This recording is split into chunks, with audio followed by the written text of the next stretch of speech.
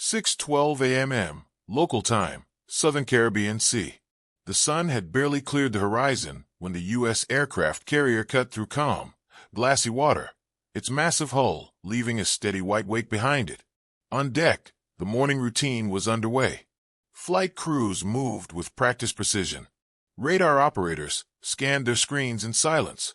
Nothing about the scene suggested tension. This was a routine transit through international waters, well outside any nation's territorial sea, conducted under established maritime law. Inside the carrier's Combat Information Center, the atmosphere was controlled and methodical. Dozens of displays glowed softly in the dim light, tracking air, surface, and subsurface contacts across hundreds of nautical miles. The carrier was not alone. Escorting destroyers and cruisers formed a layered defensive shield, all linked through a shared tactical picture. To the untrained eye, it was just another morning at sea. To the Navy, it was vigilance as a way of life. Then at 0617, a surface contact appeared. At first, it didn't stand out. A single radar return, low speed, well beyond visual range. Caribbean traffic was common. Merchant ships, fishing vessels, patrol craft. The watch officer marked it and moved on. But less than a minute later, a second contact appeared. Then a third, then two more. 5 surface contacts, same bearing sector, same general course. That was when the room grew quieter. The radar operator leaned forward, adjusting filters.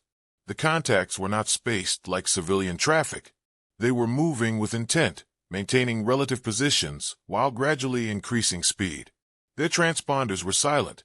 No AIS, no identifying broadcast, just 5 steel hulls cutting through open water.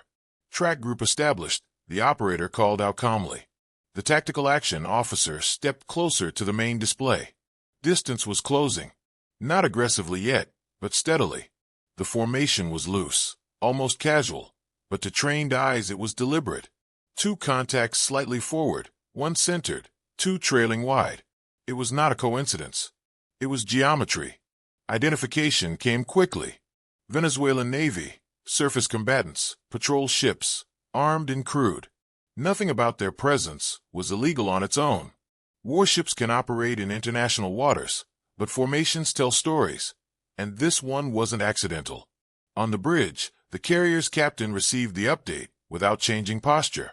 No raised voice, no sudden orders, just acknowledgement. This wasn't the first time foreign warships had approached a U.S. carrier. It wouldn't be the last. The question wasn't who they were. It was what they intended to do next. At 0622, the Venezuelan ships adjusted course. It was subtle, just a few degrees, but the effect was immediate. Their projected closest point of approach began to shrink. The 5 contacts were no longer parallel. They were converging. Radio hails were prepared. Standard bridge-to-bridge protocols, English and Spanish. Professional, clear, no response. Again, no response. Still, there was no panic. Inside the CIC, every movement was logged. Bearings, speeds, timestamps. The carrier's escorts tightened their screen almost imperceptibly, adjusting station without drama. Sensors shifted from passive monitoring to heightened awareness. Not hostile, not yet, but attentive. At this range, no weapons were activated, no missiles armed, no guns trained. The U.S. Navy's doctrine in moments like this was simple. Document everything. Maintain course and do not escalate unless forced. But 5 warships do not move like this by accident. By 6:26, the Venezuelan formation had closed enough to be unmistakable. 2 ships pressed forward on the carrier's portside vector. 2 more drifted wide, angling to control space. The 5th remained astern, holding distance, watching. It wasn't an attack. It was something more calculated, pressure. And as the distance continued to close, one fact became impossible to ignore inside the CIC of the U.S. aircraft carrier. This encounter was no longer routine, and whatever came next would be recorded, analyzed, and remembered long after the ships changed course. 6:31 a.m. Local escalation. This was not a drill time. The geometry on the radar screen no longer allowed for polite interpretation. What had begun as 5 distant surface contacts had now hardened into a coordinated maneuver and everyone inside the Combat Information Center understood it at the same moment. This was not shadowing. This was shaping. The Venezuelan warships increased speed almost in unison. Not a sudden surge, just enough to shorten the gap. Their formation tightened, spacing adjusted with the kind of discipline that only comes from rehearsed movement. Two ships pressed forward, sliding toward the carrier's projected track. The wide pair continued to drift outward, expanding the envelope. The trailing vessel held back, its roll clear. Observe, record, and react. On the carrier's main display, the closest point of approach numbers began to fall. 5 nautical miles, then 4. CPA decreasing. The surface warfare coordinator reported evenly. No one raised their voice. No one needed to. Every sailor in the room knew the significance of those numbers. At this distance, mistakes stop being hypothetical. Steel moves fast. Water leaves little room for error. The carrier did not alter course. That decision, simple on paper, carried enormous weight. Changing heading could be framed as avoidance. Holding steady signaled confidence and control. The captain's intent was clear. The United States would not maneuver for pressure alone. International waters were not negotiable. On the escorting destroyers, the posture shifted quietly. Helm orders adjusted by fractions of a degree. Spacing tightened just enough to ensure overlapping sensor coverage. No dramatic turns, no visible challenge. From the outside, the strike group looked unchanged. Inside the network, it was fully alert. At 0635, bridge-to-bridge hails went out. Venezuelan naval vessels operating in vicinity. This is a United States Navy aircraft carrier conducting lawful transit in international waters. State your intentions. The message was repeated in Spanish. Silence. The absence of response was itself a message. In the Combat Information Center, electronic support measures began to register low-power radar emissions from the approaching ships. Not fire control. Not yet.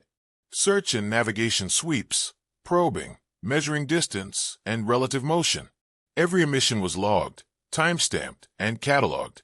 The carrier was not just being watched. It was being studied. On the flight deck above, the morning routine continued, but with an edge. Aircraft were secured with extra care. Deck crews moved faster, more focused. Below deck, the air wing duty officers monitored the situation without requesting permission. They already knew what might come next. At 0638, the Venezuelan ships closed to under 3 nautical miles. That was the threshold. Inside the CIC, the tactical watch supervisor marked the escalation point. Under the rules of engagement, this distance required heightened documentation and readiness. Not weapons-free, not confrontation, but preparedness. A Seahawk helicopter was brought to alert status. The aircraft remained on deck, rotors still. No dramatic launch, just readiness. Its sensors alone, high-resolution optics, infrared, and laser designator were enough to change the dynamic if needed. Presence without provocation. The Venezuelan formation continued to compress. The 2 lead ships now sat slightly ahead of the carrier's bow line, angled inward. The wide ships held their arcs, restricting lateral movement. The trailing vessel remained astern, steady, and patient. It was a box, not a perfect one, not sealed, but unmistakable in intent. Still, the carrier held course. Inside the CIC, time seemed to stretch. Seconds were counted, bearings updated, every maneuver recorded. No one speculated out loud. Speculation had no place here, only facts. At 0641, one of the Venezuelan ships made a sharper turn, just enough to matter.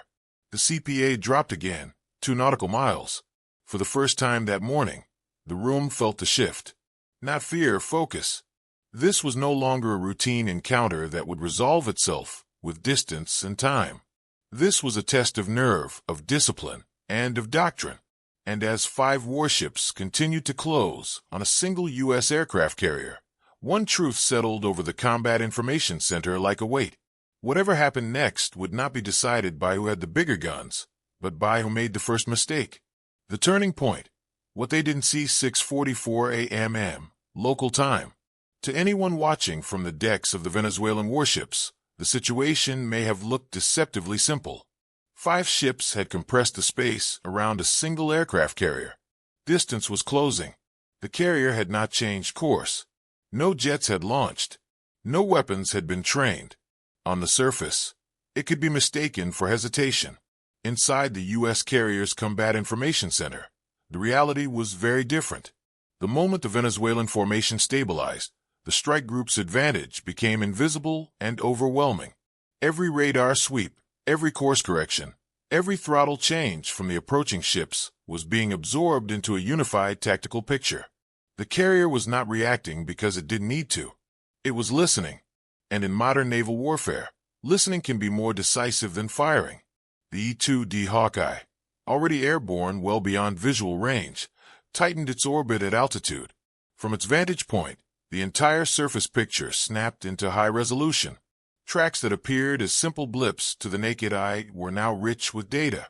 Speed fluctuations, maneuver patterns, formation discipline. The Hawkeye fed that information directly into the carrier strike group's network, updating the display in the CIC in real time. What the Venezuelan commanders could not see was how clearly they were being read. Their formation revealed training standards. Their spacing exposed command and control discipline. Minor inconsistencies between ships hinted at which vessel was leading and which were reacting. Even their timing, how quickly each ship adjusted after a turn, painted a picture of experience levels and communication latency. Below decks, the carrier's Aegis-linked systems quietly cataloged electromagnetic emissions, navigation radar pulses, fire control adjacent sweeps, communications bursts between ships. None of it crossed the threshold into hostility, but all of it added layers to an intelligence profile that would not be forgotten once the encounter ended. At Euro 647, the Venezuelan ships made another coordinated adjustment. 2 of the vessels slowed slightly. The wide pair tightened inward. The trailing ship edged closer, reducing its offset. To the Venezuelan crews, this may have felt like tightening the noose. To the U.S. Navy, it looked like strain. Formations under pressure rarely remain perfect. Small corrections accumulate. Human judgment creeps in, and that is where advantage shifts. The carrier remained steady on course, its speed unchanged. That choice forced the Venezuelan ships to keep making decisions, to keep adjusting, to keep revealing intent. The longer the carrier refused to react, the more data it collected. At 6:49, the first sign of hesitation appeared. One Venezuelan ship lagged a fraction of a second behind a turn, barely noticeable. But in the CIC, it stood out immediately. That delay suggested decentralized execution. Orders relayed, not anticipated. A subtle but critical distinction. The strike group's escorts adjusted their positions again silently, not to threaten, but to close sensor gaps and maintain freedom of maneuver. From the outside, it still looked like nothing was happening. Inside the network, the picture was crystal clear. The situation had reached a quiet equilibrium. No shots fired, no warnings issued, just 5 ships pressing and 1 carrier refusing to blink. Then the calculus changed. At 0651, the carrier's air operations officer made a single recommendation, not a command, not an escalation, a tool, a Seahawk launch, not to challenge, not to intimidate, to observe, and to be seen observing. The helicopter was brought to readiness. Crews strapped in, systems powered, sensors aligned. It remained on deck for the moment, rotors still locked. That was the turning point, because while the Venezuelan commanders focused on the mass of the carrier, its size, its silence, its refusal to maneuver, they missed the most important fact of the 5 warships had moved in fast on a U.S. aircraft carrier. The carrier never flinched, and in the end it was silence, disciplined, documented, and deliberate that forced the outcome. Because in modern naval encounters, the side that stays calm doesn't just avoid conflict. It defines it. By 07:10 a.m., the aftermath, the lesson delivered local time, the Caribbean Sea looked ordinary again. The Venezuelan warships were still visible on radar, but they no longer shaped the battle space. Their courses diverged, their speeds normalized. What had been a coordinated advance less than an hour earlier now registered as routine maritime traffic drifting away from a U.S. carrier strike group that had never altered its heading. On the surface, nothing dramatic had occurred, and that was the point. Inside the Combat Information Center, the encounter was already being archived. Every radar sweep, every course change, every emission and maneuver from the Venezuelan ships had been logged, synchronized, and preserved. The video feed from the Seahawk sensors was cataloged frame by frame. Timestamps, bearing lines, infrared overlays, all of it converted into permanent record. This was not just evidence. It was leverage. From a strategic perspective, the outcome was decisive without being loud. The United States had not fired a shot. It had not issued ultimatums. It had not escalated beyond standard operating procedures.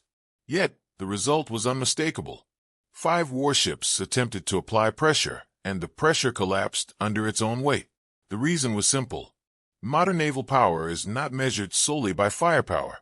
It is measured by control of information, of tempo, and of decision-making space. Throughout the encounter, the U.S. Carrier Strike Group dictated all 3. By refusing to maneuver, the carrier denied its counterpart a psychological victory. By maintaining silence and discipline, it forced the Venezuelan ships to keep adjusting, keep reacting, and keep revealing intent. Every correction they made narrowed their options and expanded America's understanding of their capabilities. The Seahawks' appearance was not an act of intimidation. It was a legal and procedural step carefully calibrated to shift the encounter from ambiguity to accountability. Once the situation was fully observed and recorded, the Venezuelan commanders faced a choice: continue pressing and risk an incident that would be preserved in high-definition detail, or disengage. They chose disengagement. That choice will matter far beyond that morning. In naval strategy, these encounters are not isolated. They accumulate. Patterns form. Lessons harden into doctrine. What Venezuela demonstrated was willingness to test boundaries. What the United States demonstrated was something far more consequential: an ability to absorb pressure without yielding control. This is the essence of gray zone conflict. No missiles, no declarations of war, just calculated moves designed to probe, resolve, and extract advantage. In that arena, restraint is not weakness. It is a weapon, one that only works when backed by overwhelming capability and confidence. For the sailors aboard the carrier, the day continued. Watches rotated, aircraft operations resumed, meals were served. The encounter became another entry in the ship's log. But at higher levels, planners, analysts, and commanders, the implications were already being considered. The Caribbean, like many maritime regions today, remains a contested space, not because of open warfare, but because of proximity and perception. Each close approach, each maneuver carries political and strategic weight. The lesson delivered that morning was quiet but clear. If you move fast to apply pressure, you must be prepared for what pressure reveals. Because when one side stays calm, stays lawful, and stays recorded, escalation becomes a liability, not a tool. And that is the final irony of the encounter. 5 Venezuelan warships moved in fast on a U.S. aircraft carrier, expecting to shape the moment. Instead, the moment shaped them. So, here's the question that lingers after the radar screens dim and the ships turn away. Should the United States respond more aggressively to these confrontations? Or is this kind of disciplined restraint the most powerful response of all? Let us know what you think in the comments. And if you want more real-world naval encounters broken down with clarity and precision, make sure you're subscribed. Because out here in international waters, the most important battles are often the ones that never make a sound.